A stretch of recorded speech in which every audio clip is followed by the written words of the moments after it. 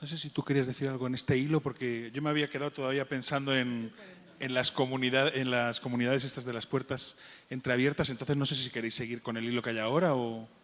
Bueno, porque ayer a la salida de una de las charlas hablábamos Rita y yo de qué se hace en este panteón pagano de la diversidad con los que se quieren únicos, ¿no? Con los monoteísmos. ¿Qué hace el politeísmo con los monoteísmos, ¿no?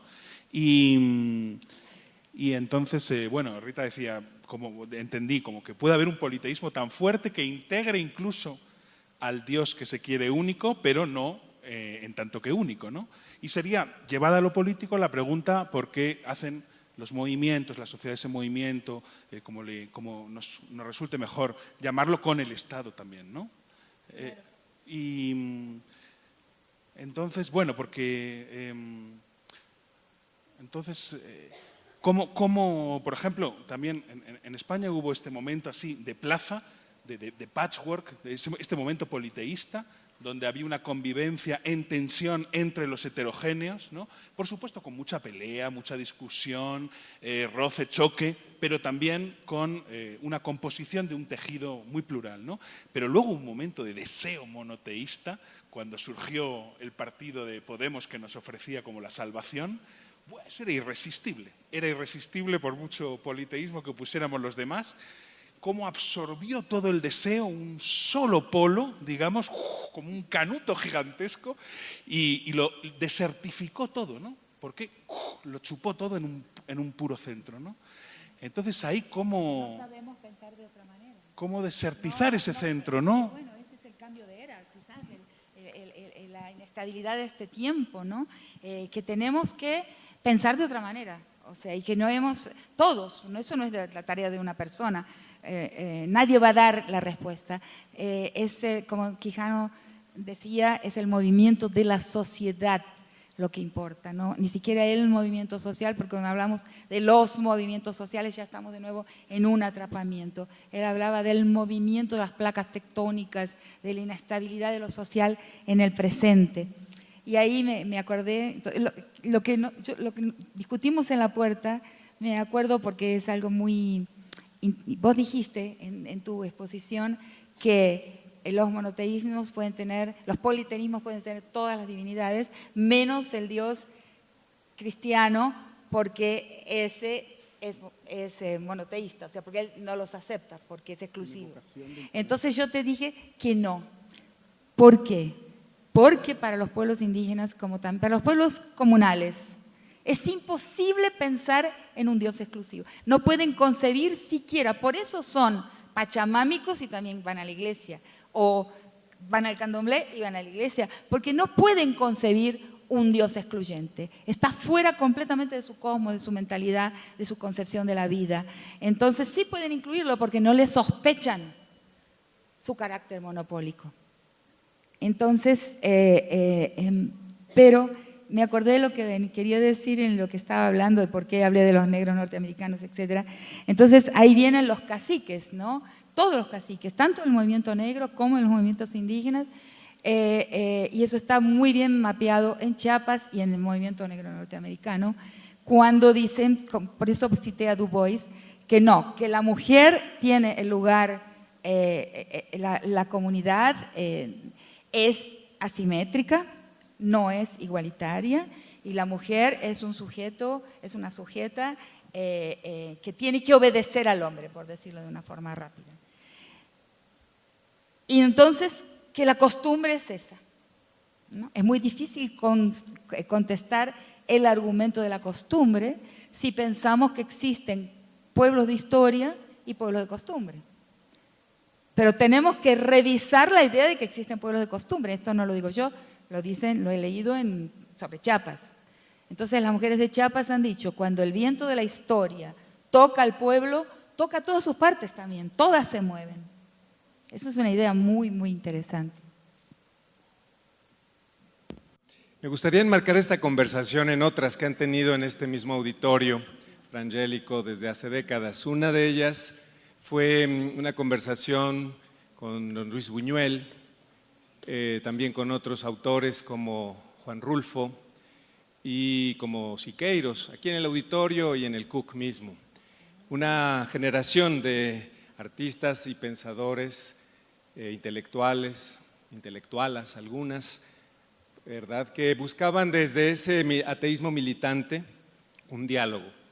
Uno de los frailes de esta comunidad entonces, Julián Pablo Fernández, fallecido hace un año, contaba una anécdota con Luis Buñuel, quien le preguntaba: Fray Julián, ¿usted estaría molesto si yo pidiera bautizarme?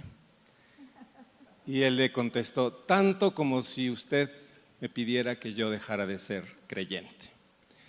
Es decir, un profundo respeto a su ateísmo y a la creencia, y lo que marcaba su relación era la amistad, el diálogo, la escucha mutua. Siqueiros mismo, cuando quiso en su momento pintar un fresco, un mural aquí en el Hall del Cook, que veremos más tarde, solo dejó una parte de ese proyecto, un rostro de Santo Domingo, y va a ser un poco la historia de los dominicos en el Nuevo Mundo. Y así otros más, otras personalidades más de la cultura, de las artes, de las ciencias, que desde esa perspectiva que señalabas, Raúl, tenía que ver con ese ateísmo militante y que también era un tipo, como lo decías tú, de monoteísmo. Y sin embargo, había puertas que se abrían de uno y otro lado, que era la escucha. ¿Quién es ese otro que es tan distinto de mí que no acabo de entender? Me parece que eso es fundamental porque nos ayuda a ubicarnos un poco en el contexto de la relación que nos marca a todos los humanos, a todos los pueblos, que a pesar de muros que con frecuencia construimos, también hay puentes o ranuras que se establecen, que se abren, ventanas, dicen las compañeras feministas. Los muros no se derriban, hay que abrir ventanas en medio de esos muros. Entonces, bueno, la conversación que ahora he escuchado me recuerda un poco en esta perspectiva, en un nuevo contexto que no es el de hace 50 años, de los años 60, 70, que estamos transitando hacia una nueva episteme, por decirlo así, un nuevo pathos también cultural, que es el de la pluralidad, ¿no? Y que nos ayuda a todas, a todes, a todos, a tratar de entender con cierta valentía, con parresía, decían los cristianos antiguos, es decir, atrevimiento, pues que el otro puede, no solo puede, tiene, vive, disfruta, ¿verdad? Y me coloca un límite. Y me pone un límite. Es decir, esa otredad es al mismo tiempo seducción, pero también respeto, ¿no? Caricia y una gran cercanía, pero al mismo tiempo un gran respeto. Entonces, bueno, solo 3 comentarios breves que me surgen escuchándoles, Raúl, Rita, Amador. Uno es que el cristianismo tiene en su fuente precisamente una crítica al monoteísmo, que lo ha olvidado con la historia. Me gusta en esto citar a maestro Eckhart, este gran místico del siglo XIV alemán, que decía: le pido a Dios dejar de creer en Dios.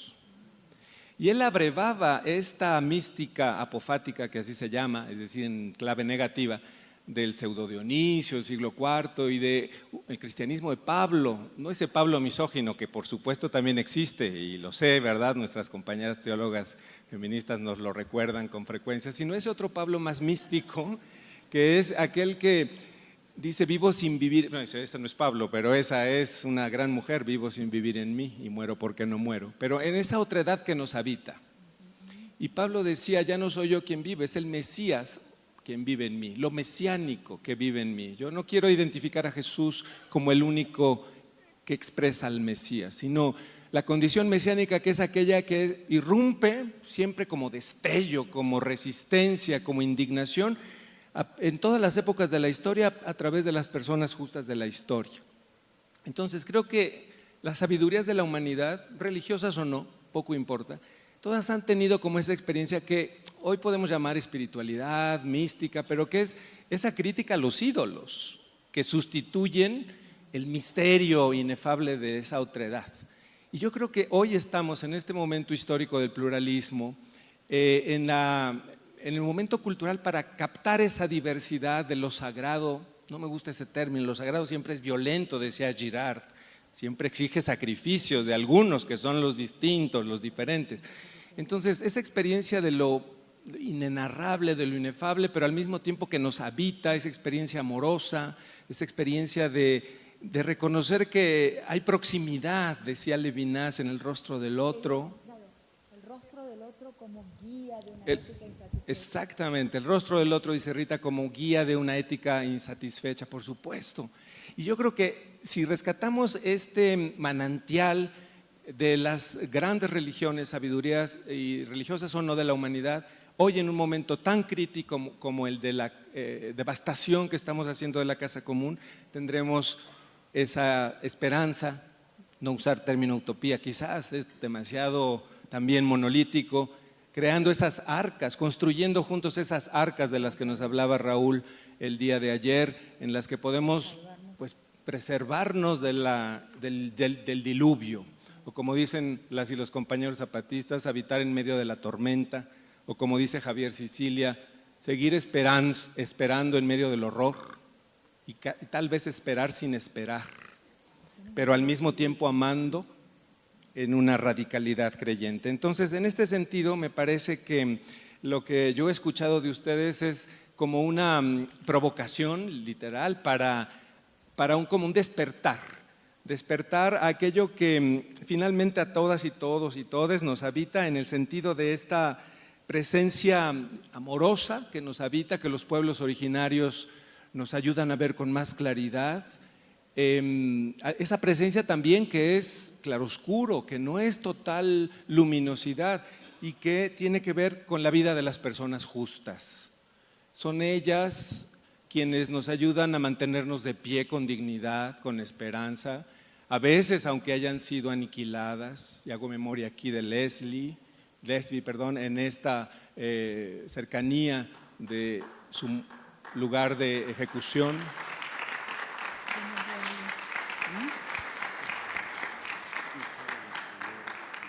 Y por supuesto de los 43 que nos faltan, vivos se los llevaron. Y de todas aquellas víctimas de la guerra sistémica en el mundo.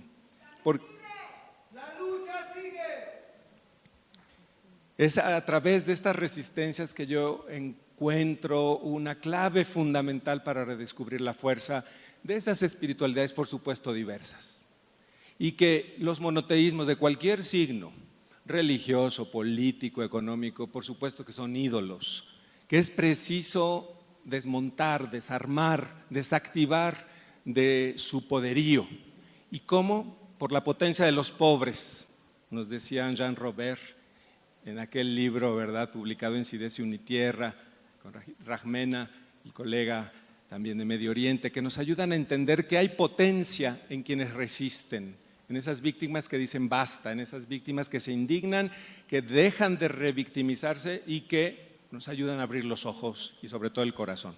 Me parece que las teologías contextuales de cualquier tradición religiosa, las teologías no hegemónicas, de las que nos hablaba Carlos Ventura en una de las mesas, son precisamente esas que han estado ahí siempre, construyendo resistencia, construyendo dignidad, construyendo esperanza, como pequeñas arcas para sobrevivir al diluvio. Muchas gracias.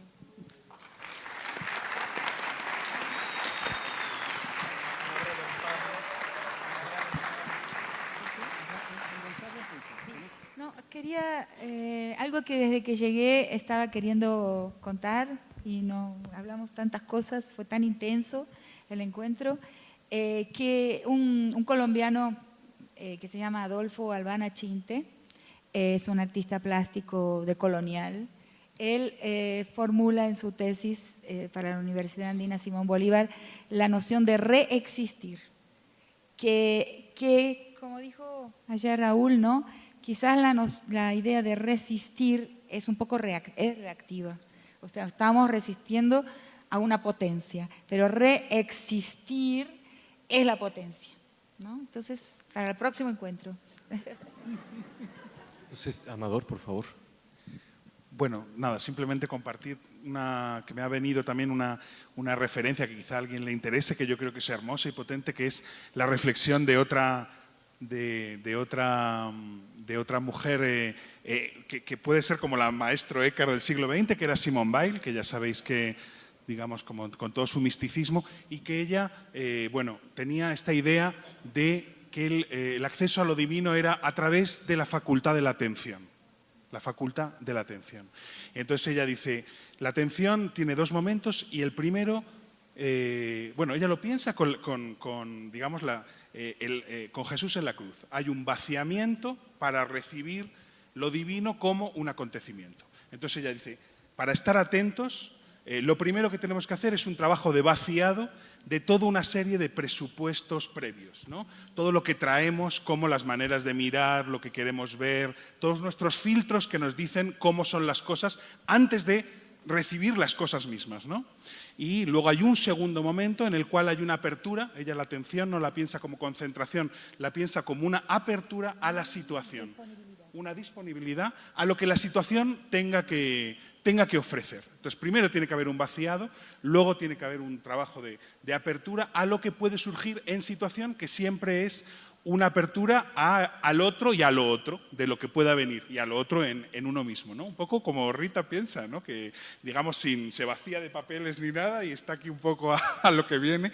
Bueno, pues yo creo que esa es una idea, digamos, también, no sé, como una referencia bien bonita, ¿no? Es una mujer que lo dijo. Puede decirlo, eso de la disponibilidad es una práctica femenina ancestral, ¿no? Estar disponible. Sí, y es eso, estar disponible a cada cosa, que claro, ella dice es el esfuerzo más difícil, como acontecimiento. En cada momento puede haber un encuentro que nos dé que pensar, que sentir, que vivir algo diferente, algo diferente. Entonces puede haber un encuentro con cada cosa. Entonces, a partir del cristianismo, volver a poblar el mundo de divinidades, porque en cada encuentro puede haber un Dios. En cada encuentro hay algo santo que debemos honrar poniéndole atención, porque cada momento puede haber una potencia, puede pasar una potencia. Entonces, ella dice, es lo más difícil, por eso somos perezosos, la atención nos cuesta, nos distraemos, y cuando nos distraemos vemos el mundo como estereotipos, como lo ya sabido, lo ya pensado. Por eso hay que hacer ese trabajo constante de vaciado y apertura, para vivir el mundo como que nos regala, en cada momento puede haber una potencia, ¿no? Es lo que dijimos al principio, cerrás por donde comenzamos, ¿no? Que es el no enyesamiento, ¿no? De las identidades, por ejemplo, ¿no? O de las fórmulas políticas, o de las categorías que orientan la política.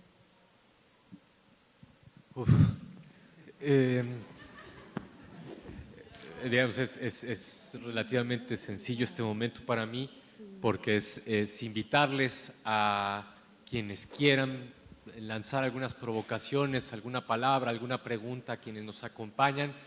Si me permiten, nada más quisiera hacer una pregunta directa a don Pablo, a don Miguel Concha, a Silvia, a Gustavo, a Diego, a quienes saludábamos al inicio de esta conversación, si quisieran participar en este momento y que posteriormente abramos a todas y a todos. Sí, para acercar el micrófono.